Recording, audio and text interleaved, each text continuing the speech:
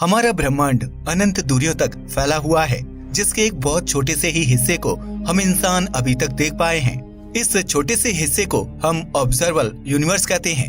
ये वो यूनिवर्स है जहाँ तक की लाइट को हम अभी तक रिसीव कर पाए हैं। इसके आगे क्या है, इसके बारे में हम कुछ भी नहीं जानते, पर हम जिस ऑब्जर्वेबल यूनिवर्स को देख सकते हैं या डिटेक्ट कर सकते हैं, ये भी हम इंसानों के लिए यूनिवर्स का एक काफी बड़ा भाग है, जो करीब 92 बिलियन लाइट ईयर्स में फैला हुआ है, जिसमें 200 बिलियन से भी ज्यादा गैलेक्सीज मौजूद हैं। इन्हीं में से एक गैलेक्सी है हमारी मिल्की वे गैलेक्सी, जिसमें मौजूद बिलियंस ऑफ स्टार सिस्टम में से एक हमारा सोलर सिस्टम भी है, जहां हमारी पृथ्वी सोलर सिस्टम के स्टार सन को उसके हैबिटेबल जोन में रहते हुए ऑर्बिट कर रही है, जिसके कारण हमारी पृथ्वी पर इस तरह के वातावरण बने हैं कि यहाँ पर जीवन पनप पाया और पानी लिक्विड स्टेट में रह सका। वैज्ञानिकों का अनुमान है कि हमारी मिल्की वे गैलेक्सी में ही ऐसे मिलियंस या फिर बिलियंस स्टार सिस्टम हो सकते हैं, जिनकी हैबिटेबल जोन में कई पृथ्वी की तरह ही प्लैनेट्स चक्कर लगा रहे हों, जहां शायद पृथ्वी की तरह कोई जीवन मौजूद हो।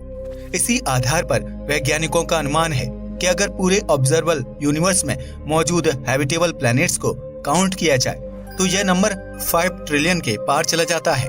यानी हमारे केवल ऑब्जर्वेबल यूनिवर्स में ही ऐसे 5 ट्रिलियन प्लैनेट्स मौजूद हो सकते हैं, जहां का एनवायरनमेंट हमारी पृथ्वी की तरह हो और वह अपने स्टार के हैबिटेबल जोन में चक्कर लगा रहे हों, जिसके कारण ऐसे प्लैनेट्स पर जीवन के मौजूद होने की भी संभावना काफी ज्यादा बढ़ जाती है। पर वैज्ञानिक अभी तक करीब ऐसे 5000 प्लैनेट्स को ही ढूंढ पाए हैं, जहां पर एलियन लाइफ होने की संभावना है। ऐसे प्लैनेट्स को एक्सोप्लैनेट कहा जाता है और वैज्ञानिकों का अनुमान है कि समय के साथ एक्सोप्लैनेट्स का ये नंबर लगातार बढ़ता जाएगा। पर आज के इस वीडियो में हम सिर्फ ऐसे 7 ग्रहों के बारे में बात करेंगे जहां भविष्य में इंटेलिजेंट लाइफ मिलने के सबूत सबसे ज्यादा हैं और जिनका एनवायरनमेंट हमारी पृथ्वी से काफी ज्यादा मिलता है। Number 1, Kepler 186f। जीवन के लिए सबसे संभावित उम्मीदवारों में से एक ग्रह केपलर 186f एक्सोप्लैनेट है। केपलर 186f वास्तव में एक ऐसा ग्रह है जहां अगर हम भविष्य में पहुंच पाए तो यहां पर हमें किसी तरह के स्पेस सूट की आवश्यकता नहीं होगी। हम इसकी सरफेस पर उतरकर साधारण एनवायरनमेंट में सांस ले सकेंगे, जिस तरह से हम पृथ्वी पर लेते हैं। वैज्ञानिकों की रिसर्च साबित करती है कि इस प्लेनेट पर वो सभी रिसोर्सेस मौजूद हैं जो एक इंसान को लंबे समय तक जीवित रहने के लिए चाहिए। इसका वातावरण बिल्कुल हमारी पृथ्वी की तरह है और इसकी ग्रेविटी में भी कोई ज्यादा फर्क नहीं है। ये हमारी पृथ्वी से केवल 10% ज्यादा बड़ा है, पर इसका मास हमारी पृथ्वी के काफी करीब है, इसलिए यहाँ की ग्रेविटी हमारी पृथ्वी के लगभग बराबर ही है। इसकी खोज 17 अप्रैल 2014 में की गई थी और वैज्ञानिकों के मुताबिक ये हमारी पृथ्वी से करीब 557.7 लाइट ईयर्स दूर एक रेड ड्वार्फ स्टार को उसके हैबिटेबल जोन में रहकर ऑर्बिट कर रहा है। वैसे अभी हम इंसानों के पास अंतरिक्ष में इतनी दूरी तक यात्रा करने की कोई टेक्नोलॉजी तो मौजूद नहीं है, पर अगर कभी हम इतनी दूरी तक यात्रा कर पाए तो बेशक यह हम इंसानों के रहने योग्य सबसे अच्छे एनवायरनमेंट वाले ग्रहों में से एक होगा। कुछ वैज्ञानिकों का तो ये भी मानना है कि इस ग्रह पर शायद कोई इंटेलिजेंट लाइफ जीवित भी हो सकती है, पर क्योंकि यह ग्रह हम इंसानों से काफी ज्यादा दूर है, इसलिए हम चाहकर भी ये नहीं जान सकते कि उस ग्रह पर क्या चल रहा है। क्योंकि अगर हम कोई रेडियो सिग्नल उस ग्रह तक भेजते भी हैं, तो उस सिग्नल को जाने में ही करीब 557 सालों का समय लगेगा और उसके बाद अगर वहाँ पर कोई इंटेलिजेंट एलियन सभ्यता मौजूद है और वह हमारे रेडियो सिग्नल का वापस जवाब भी देती है, तो वहाँ से एक रेडियो सिग्नल के जवाब को वापस आने में दोबारा 557 सालों का समय लगेगा। यानी यह पूरा प्रोसेस करीब 1100 सालों से भी ज्यादा का होगा और उसके बाद ही हम ये जान पाएंगे कि क्या सच में इस ग्रह पर कोई जनजीवन मौजूद है या नहीं। Number 2, Kepler 283c। Kepler 283c को केपलर स्पेस टेलीस्कोप से 2014 में कई एक्सोप्लैनेट्स के साथ खोजा गया था।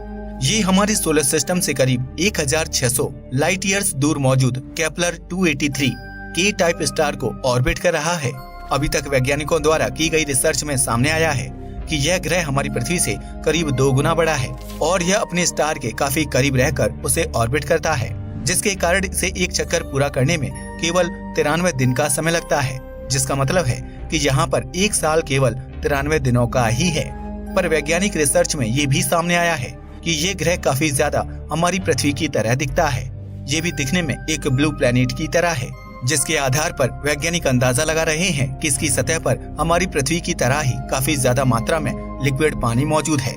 और यही कारण है कि वैज्ञानिक मानते हैं कि इस ग्रह पर कोई न कोई एलियन जीवन अवश्य मौजूद होगा। Number 3, Proxima Centauri B. Proxima Centauri B हमारी अर्थ के सबसे पास का एक्सोप्लैनेट है, जो हमारी पृथ्वी से करीब 4.2 लाइट ईयर्स दूर मौजूद प्रोक्सिमा सेंटोरी स्टार को ऑर्बिट कर रहा है। प्रोक्सिमा सेंटोरी बी को अर्थ सिमिलरिटी इंडेक्स में 0.87 पॉइंट्स दिए गए हैं, जो दिखाता है कि इस प्लेनेट का एनवायरनमेंट हमारी अर्थ से काफी ज्यादा मिलता है। प्रोक्सिमा सेंटोरी बी की खोज एस्ट्रोनॉमर्स द्वारा 2016 में रेडियल वेलोसिटी मेथड के प्रयोग से की गई थी। तभी से इस पर लगातार रिसर्च की जा रही है, जिसमें ये साबित हो चुका है कि इसकी सतह पर लिक्विड वाटर के बड़े बड़े ओशंस मौजूद हैं, जिसके कारण कई एस्ट्रोनॉमर्स की माने तो यहाँ पर एलियन लाइफ मौजूद हो सकती है। वैसे कहने के लिए तो ये केवल हमारी पृथ्वी से केवल 4.2 लाइट ईयर्स दूर है, पर हम इंसानों के लिए तो ये दूरी अभी भी काफी ज्यादा है। हम इंसान तो अभी तक अपने सोलर सिस्टम को भी पार नहीं कर पाए हैं। हम इंसानों को अभी की टेक्नोलॉजी के जरिए प्रोक्सिमा सेंटोरी बी तक जाने में ही करीब 6300 साल का लंबा समय लग जाएगा, और ये हम इंसानों के लिए काफी ज्यादा है। Number 4, ग्लीज 581d। ग्लीज 581d हमारे सोलर सिस्टम के करीब मौजूद दूसरा एक्सोप्लैनेट है, जहां पर भी जीवन के मौजूद होने की संभावना सबसे ज्यादा है, क्योंकि यहाँ का वातावरण हमारी पृथ्वी से काफी ज्यादा मिलता है। इसकी खोज काफी पहले कर ली गई थी।